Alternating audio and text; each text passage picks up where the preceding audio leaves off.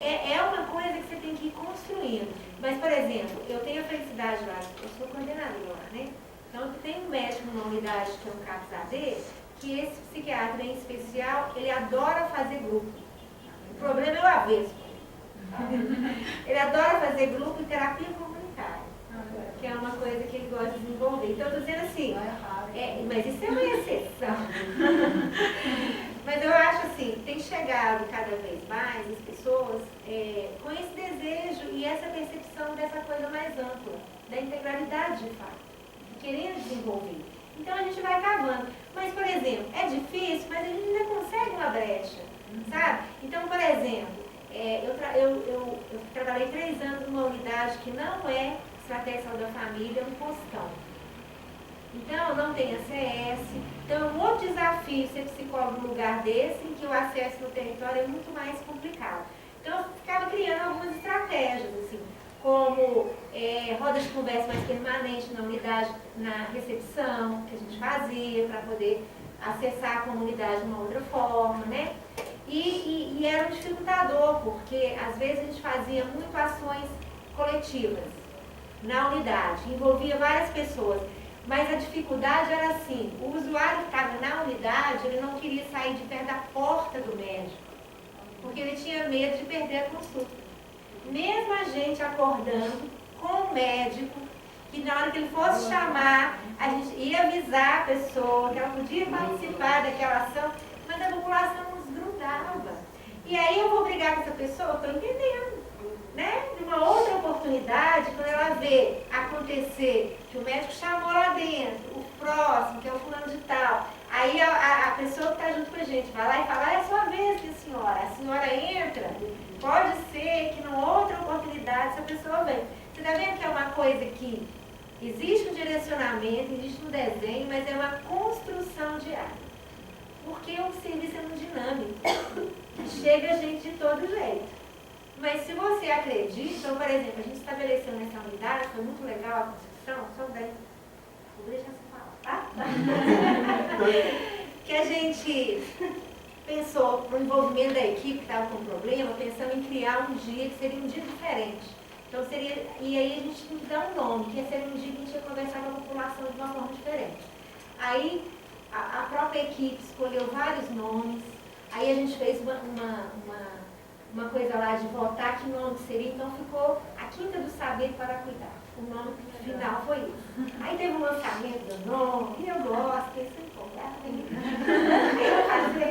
E aí, assim, na verdade, teve isso, e aí a gente começou a sair da recepção da unidade para a praça, e a gente começou a conversar com a comunidade intersetorialmente para ajudar a cuidar da praça, porque a praça é um lugar que o povo punha lixo. E aí a gente começou a fazer isso. Então, eu estou dizendo assim, o psicólogo, eu tinha lá, gente, estou fazendo o meu trabalho, eu atendi algumas pessoas, eu fazia esse movimento, mas isso para mim era muito importante, porque eu não perdi de vista que era o meu primeiro papel, que eu tinha que fazer essa mobilização. Então, assim, são coisas que aí a pessoa chega e começa a ver que o psicólogo está ali também, né? E aí vai quebrando um pouco essa coisa do estigma, essa coisa toda, e aí passa aí que adolescente, que é difícil demais você conseguir laçar. Mas aí você tem que fazer um movimento diferenciado. Então, eu estou dizendo assim que a questão do médico, eu acho que a gente evoluiu, mas ainda tem que evoluir para eles estarem presentes. Patrícia? A minha participação aqui é justamente isso, né? Meus primeiros trabalho. Eu não sou psicóloga social, gostaria muito de ser. Eu trabalho em clínica. E aí surgiu a oportunidade de eles mandarem o orfanato para a clínica. Aí, o que acontece? Como assim? Mandar o orfanato? Conta disso para nós. Aí, isso começou a me incomodar um pouco. Porque existem orfanatos, né, na área do trabalho, que mandam os meninos, as meninas para a clínica. Para a clínica significa psicólogo? Eu sou psicóloga clínica. Isso. E tem um psicólogo que é do orfanato. Então, aí eu comecei a atender, né, eu já atendo um tempo esse menino, falar que tem inquietude de quê? Parece que eu estou isolada.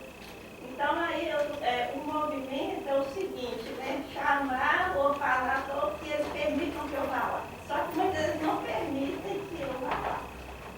Tipo assim, eu vou bater de frente Você com está pensando como é que você vai construir essa prática, essa que barreira que você acontece? está, O né? psicólogo de lá, às vezes me barra de eu ter acesso ao orfanato. Só que a gente já tem um monte de ideia assim, articulada para a gente entrar com o atendimento dos meninos. O que acontece? Você estava falando da agressividade, às vezes chega as crianças lá tão agressivas que elas sobem lá no portão. Qual é a faixa etária desse orfanato? De 6 até 15 anos. Quando chega 15, ele tem que sair. Então, atende nessa fase. Aí, chegava uma menina de 6 anos, por exemplo, enfiava debaixo do carro. Qual cidade? Cidade? Bairro Palmeiras. Sim, na região norte. Aí, a criança, quando ia atender, ela enfiava debaixo do carro, chuspia nos negócios, aquele medo, né, de deixar acontecer alguma coisa. Aí tem alguma coisa errada, né? Aí o que acontecia? Quando ia ver, ela estava precisando apenas de um abraço. Aí eu deixava acalmar, fazia bagunça. Mas por que isso, né? Aí dava um abraço, queria simplesmente dar um abraço, aí o atendimento, que era dentro da clínica, eu já fazia lá no terreiro. Lá fora mesmo, na escada, no portão, e ficava ali o atendimento. Aí quando eles chegavam, opa, está atendendo o menino lá fora. Então aí eu fico assim, gente, como é que eu posso estar do outro lado? Só que É um outro lado difícil. é um outro lado difícil, mas que Porque a gente ele percebe. é um outro lado que vai exigir de nós sempre muita fundamentação disso que a gente propõe. Enquanto, quando Márcia falava assim, eu fui lá, fui construir esse negócio, que implica numa mudança de paradigma ou de modo de configuração desse setting, dessa prática clínica. Quando a gente se dispõe a produzir algo nesse caminho, que faz uma ruptura, a gente tem que estar bem consolidado nisso que a gente propõe. Pois aí eu chamo o orfanato para cá. De novo, Só no que eles não sentido permitem que eu vá para de lá. novo no sentido de ampliar e compreender esse sujeito na sua integralidade, universalidade, nessa produção que não é só de um sujeito em situação de orfanato, mas o que isso representa nessa sociedade que a gente tem hoje, o que uma situação de asilo representa em alguma medida, de acolhimento institucional representa hoje, né? Que violência é essa? Uma criança está submetida, tem uma complexidade, é isso que o Márcio está dizendo, parece que a gente está um no retorno do outro, assim, mas talvez nós estamos ressonantes em nós mesmos, né? Enquanto profissionais, enquanto pessoas que estão querendo fazer uma prática que fuja e escapula essa institucionalização do sujeito, às vezes. Essa institucionalização de percurso, né?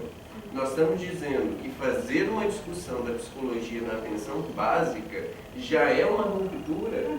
Não há uma previsibilidade clara, burocrática, de que tem que ter um psicólogo lá.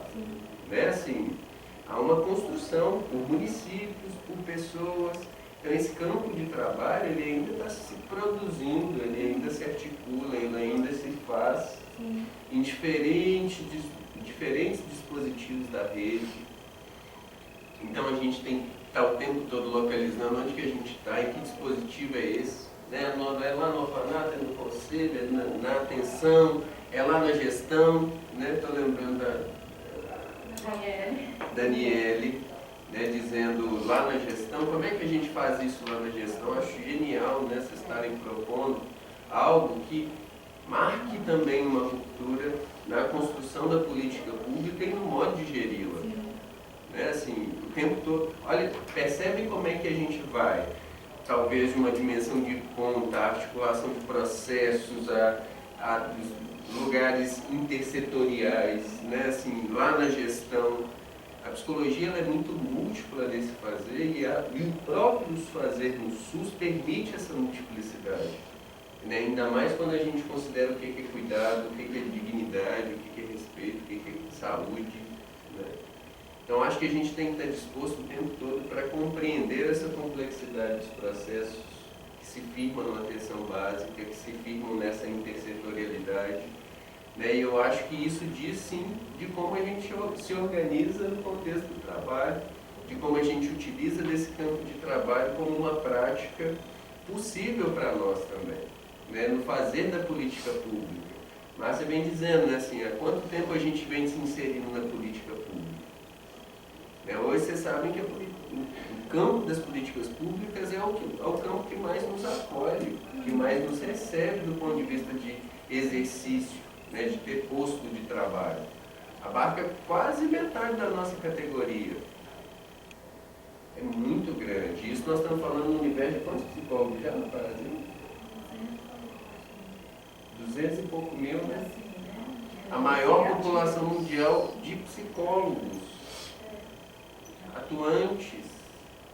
Então, nós viemos construindo como que a gente faz e como a gente acredita nessa sociedade. Não dá para a gente dar passo para trás. Né? A gente já assumiu algumas posições políticas que a gente tem que revisitar. Revisitar porque isso é produção de conhecimento, isso é histórico e a gente tem parte daí. Para dar conta dessa complexidade que é a atenção básica. Olha, básica, né? Como se fosse assim. Como se fosse simples assim, fazer promoção, prevenção. Né? Eu só colocar uma questão que ela falou sobre. Só uma coisa, porque está dando 9 horas, né? Já? Meu Deus, rapaz. 9 horas. Eu acho que a gente vai fazer uma rodada de perguntas. Isso, aí vocês falam e a gente encerra, né? Você já fala encerrando, pode ser? Pode? Né? Vocês já estão com o cara mesmo meio distante, pegando fora, extra, gordo. Isso é bom também para a gente ir embora, né? Na verdade, o meu é só uma colocação. Tem você, tem ela lá. Falou sobre a questão do psicólogo com o médico. Hoje mesmo a gente estava nessa questão. Em Nova Lima, e aproveitando e falando aqui, que eu fiquei um pouco verde de Belo Horizonte sobre esse tema. Nova Lima, não, dentro das unidades básicas de saúde, não tem psicólogo. Psicólogo em Nova Lima é CPP, CAPS, CREA e CRAS. Dentro desses sistemas que tem psicólogo, as pessoas já lá de Nova Lima já tem essa cabeça. Não vou para o psicólogo que é CPP, lá é de tudo. Não vou para o psicólogo que é no CAPS. Não tem no NASP, não? Agora está tendo a implantação lá. Tá vendo? Mas não é uma coisa nova. Isso está no plano do próximo ano. No NASP é 280 horas, você pode escolher no cardápio enorme de opções. Então, assim, dentro disso, o médico, hoje no estudo de caso, a psicóloga, a questão da agressividade, colocaram que a usuária, dentro do sistema lá na UBS, ela começa a alterar a voz, subir, gritar, e isso, coloco pelo meu lado, gente, quando você tutelar, desculpa, mas isso a gente tem que definir. Vai ficar com a criança ou vai ficar com a criança? Então a médica simplesmente falou, ela não tem condição de ficar com a criança. Isso a psicóloga já interferiu e falou, opa, ela está nesse momento de agressão, por quê? A criança já foi tirada dela uma vez. Então qualquer ato de não, qualquer ato de proteção, ela vai ficar pensando que está retirando essa criança. Então essa mãe tem esse momento de agressividade. A importância desse psicólogo dentro dessas unidades é por causa disso. Às vezes um ato de alteração não quer dizer que a pessoa é doente mental, que a pessoa tem esses problemas. Um ato de alteração, às vezes, é uma proteção. E a falta de psicólogo, do diálogo psicólogo-médico, é muito isso. Eu falo dentro de Nova Lima, por causa disso. Eu queria, por causa do horário, que eu também não faço de fala pronta, mas eu queria só não deixar se perder dentro dessa discussão, né? E a gente, além de construir, né, e construir todo dia no nosso fazer, a questão do para que eu vim, o que eu faço, aonde que eu estou dentro desse equipe profissional, qual que é essa defesa do SUS, né? Que política pública é essa, a gente ainda tem também as questões relacionadas também ao trabalho, às condições de trabalho, né? O psicólogo, além dele estar dentro da unidade, muitas vezes assim, ele tem que defender o tempo todo o seu espaço, não só dentro da equipe multiprofissional, mas também seu espaço físico, sabe? Então são condições que a gente tem que também debater e se implicar com isso também, né? Que é onde que fica o psicólogo também dentro dessa equipe, né? Incluindo essas condições de trabalho, os locais de trabalho, como que ele trabalha, a carga horária de trabalho, né? o que é puxado dele. Então, assim, são questões também pertinentes que vêm e batem na porta. Daniel. Tá lembrando se era ele ou ela? Daniel, sua questão é muito importante quando a gente pensa em condições de trabalho, né? Mas eu acho que a gente não pode pensar condições de trabalho como categoria, sabe? De modo muito específico. A tendência é a gente tentar idealizar o que é um contexto de trabalho, né? Assim, essa é uma discussão que a gente tem que fazer junto com os outros trabalhadores, sabe? Permanentemente. Porque não só somos nós que estamos precarizados do ponto de vista de ambiente ou condições concretas, reais de operacionalização da política pública. Né? Isso nos pede uma interseção de outra ordem, né? Gostei do termo, né? Assim, eu acho que é pontual, é interferência, né? Que ato, ou como esse ato, né, da psicologia tem condições de uma interferência inclusive nas condições concretas, materiais, né, para produzir espaços. Eu acho que não dá para a gente chegar na imagem ou na perspectiva de querer um consultório, naturalizando isso. Né, assim, naturalizando a ponto como outras profissões naturalizam isso às vezes. Eu acho que a gente tem que avançar um pouco mais na construção do que é essas condições de trabalho na atenção básica como um todo, para todo mundo, sabe? Mudando uma concepção que vai na pegada assim de marcar uma ruptura com esse sujeito biomédico que precisa ser investigado, diagnosticado o tempo todo, em excesso, mas produzir isso num equilíbrio um pouco mais adequado para entender a complexidade desse sujeito. Eu falo isso até da minha experiência, da minha vivência, né? Assim, claro. não querendo alongar, mas eu já tive casos, por exemplo, de deparar com um psicólogo em centro de saúde ali da região ali mais do final ali do Nordeste, centro de saúde, por exemplo, que tinha uma psicóloga que ela não tinha lugar para ela poder atender, ela precisava de um espaço, não um consultório, ela precisava de um espaço reservado, onde ela poderia atuar com a ética dela, né? Se abrir com a profissão dela. E aí ela foi colocada num único lugar que sobrou dentro do centro de saúde, que foi numa sala, que na verdade não era uma sala, era um banheiro desativado, que foi tampado com uma tábua do vaso sanitário para ela poder atender. Então, eu estou falando de algo da minha vivência também, de coisas que eu vi acontecendo com meus colegas lá dentro, né? Que eu já fui gerente de atenção à saúde, recebia notificação, por exemplo, do Corém o tempo todo, que ia fiscalizar o centro de saúde, ia lá, isso eu estou falando porque eu vivi isso, entendeu? Então, assim, eu estou falando de coisas assim que não é consultório de luxo, né? Condições mínimas de trabalho, sabe? Claro, e eu acho que isso é para todo mundo a gente mesmo. se depara com isso, principalmente no centro de saúde, que já é precário para todo mundo. Mas para o psicólogo, eu ainda percebo que precariza ainda mais um pouco. Gente, só uma coisinha, porque eu estou vendo algumas pessoas já estão saindo, só pedir para vocês aguardarem, a gente tem uma camisa, uns kits para sortear, aí, tá bom?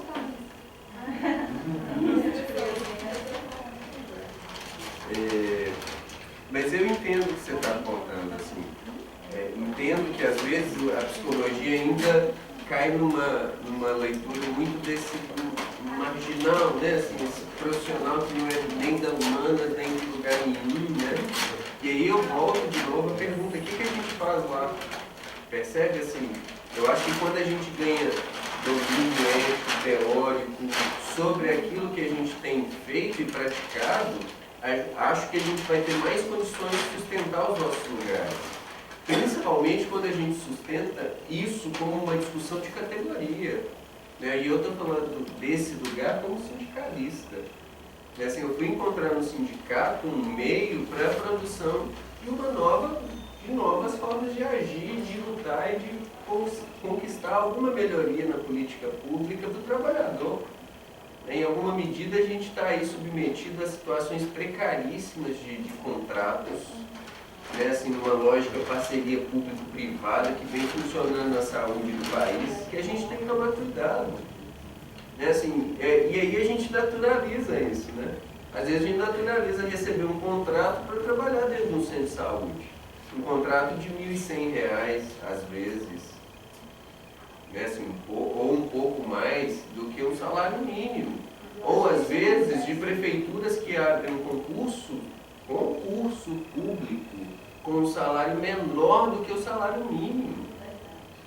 É incompreensível ainda a gente ter isso acontecendo. Mas isso não é por uma perspectiva de cadê as nossas entidades representativas? Tá certo? É isso também? É. Cadê o conselho fiscalizando se a mulher está sentada ou não em cima do vaso? Porque isso é importante, isso é fundamental. Mas como que a gente tem construído essa nossa prática?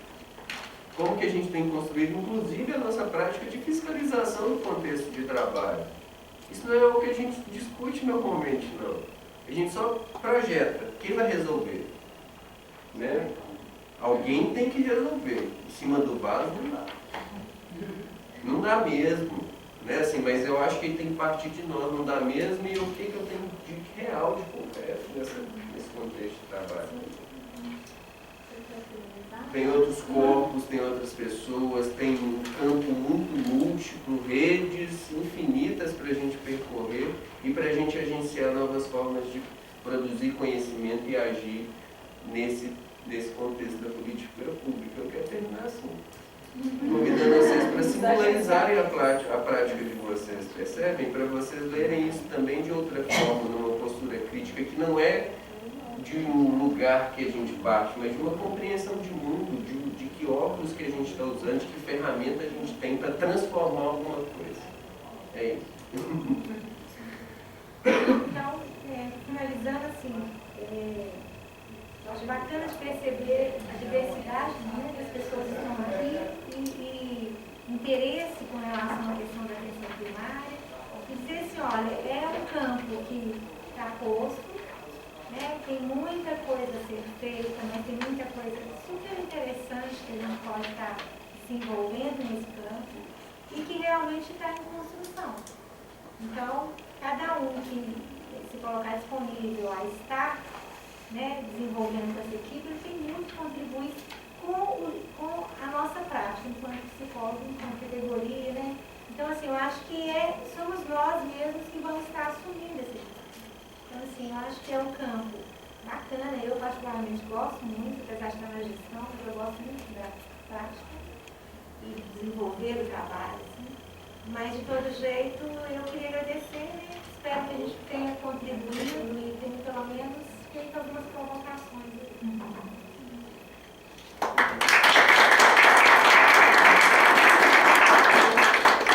Em nome da equipe do Prepop, né, eu queria agradecer também a vocês que estiveram aqui.